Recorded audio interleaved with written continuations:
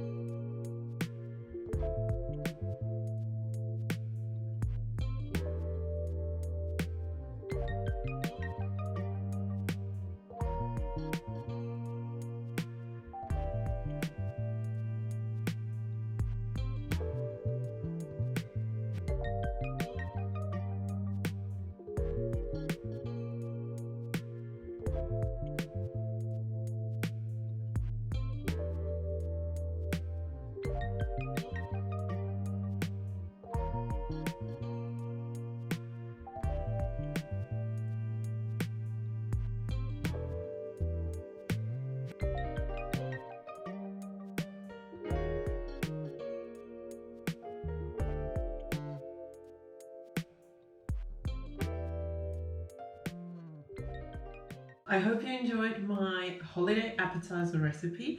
If you want some more inspiration, I'm gonna link a playlist here for you where you can find some more recipes.